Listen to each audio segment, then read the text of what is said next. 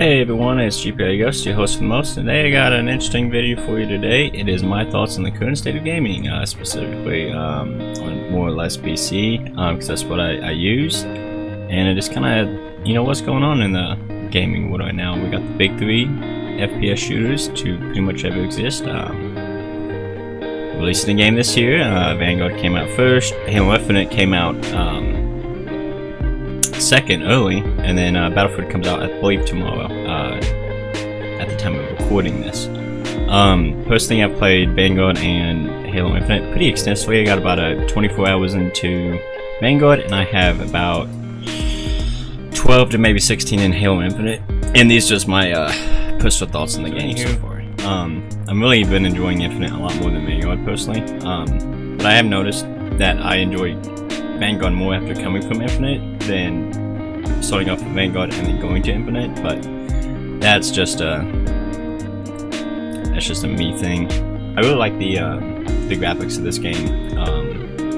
In terms of me streaming and recording it, it is a lot better on my system than Vanguard is, whatnot. And also, I will say that Vanguard has released a whole slew of issues compared to Halo Infinite.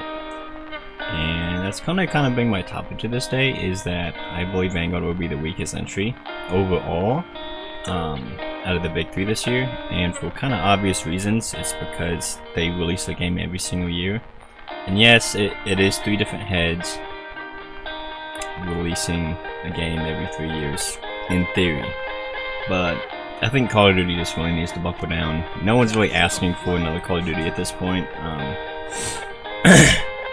Because what's going to end up happening is, we miss the OG Verdansk, because Call of Duty's in a hole right now because anything they do is serving Warzone at this point. Now, I've seen kind of Vanguard stand alone from Warzone more than I have before with, I say Cold War, but I'd say Vanguard is a much better game than Cold War as it stands. But with the packet burst issues, that Vanguard has been having, it leaves much to be desired, honestly, and it's a very poorly optimized game, in my opinion. Whereas then Halo Infinite comes out, and it's still technically in multiplayer beta, but it's pretty much out in a way. I love that it's free, and I think that's going to be a trend that's going to keep going, because microtransactions are just way more profitable than buying a game $60 out, in my opinion. But what do I know? I got shit on there. And yeah, I just hope that in the future that Call of Duty just fucking starts releasing at least every 2 years. And I'd honestly like to see more of a package like this, where Treyarch has multiplayer map design, Sledgehammer maintains it, I'd say, because at least with World War II, I think that they did a really good job maintaining the game and making it better. But that's just my opinion. Personally, I really did enjoy World War II by the end of it, when it was all said and done.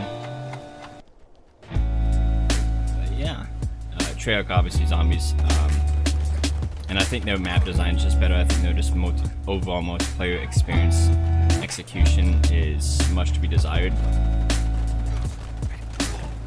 in my opinion. But yeah, well, that's enough Call of Duty talk. Let's just talk straight Halo. I'm in love with this game.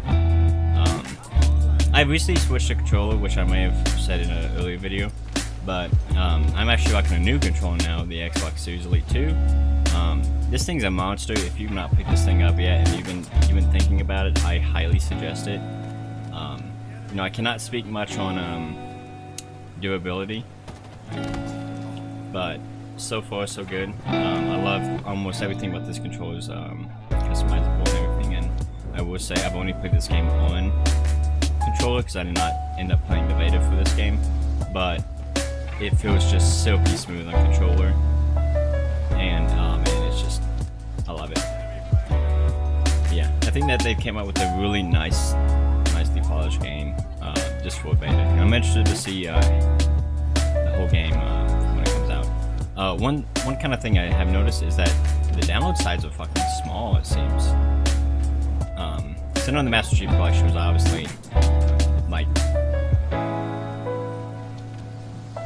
a lot of games, Halo games put together, and basically a remaster of him. Oh my god! Oh man, I thought I was gonna get away with that, but good teamwork right there. But yeah, that's just something about this, the big three coming out this year that's just made me feel like a kid again, and I'm loving it. Yeah, I mean, so far I've had absolutely no issues. I've been running mine at 60 FPS, but I did bump it up to 72, 74, I think, and it's been just still running fine. I did bump it up to 144 while streaming and recording, and it was kind of, I don't want to say it was a problem, but it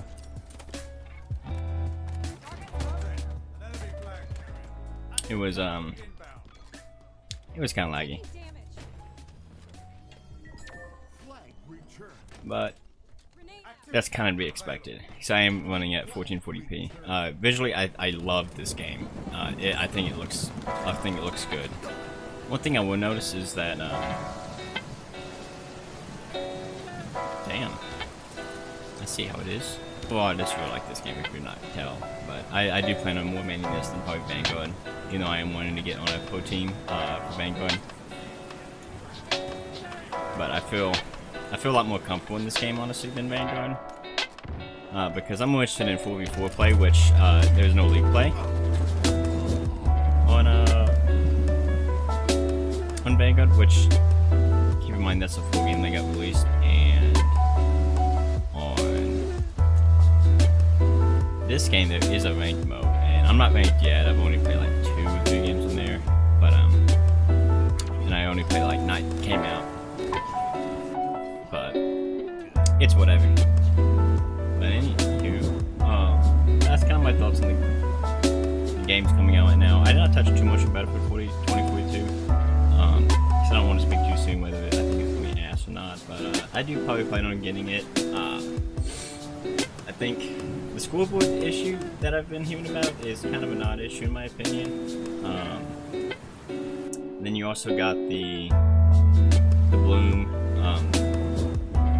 Which, that's why in the beta I was not hitting my shots. I'm like, because I know there's bullet drop, but the bloom in that game's pretty intense, and I hope they definitely dial that down. Because it's pretty much an RNG, and almost seems like a participation trophy, looking back at it now.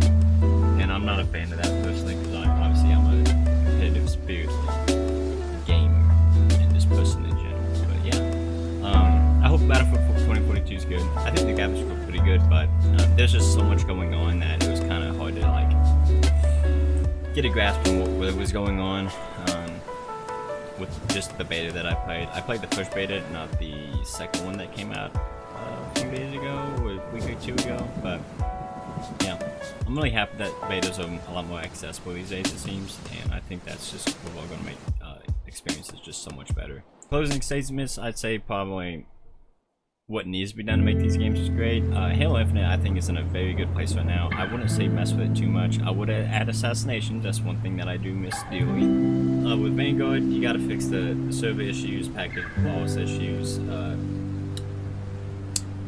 shotguns are a definite problem. The time to kill is just a tad bit too fast. I don't think it's that bad, but I think it could get toned down a little bit. And then obviously, like, the STG is pretty fucking good.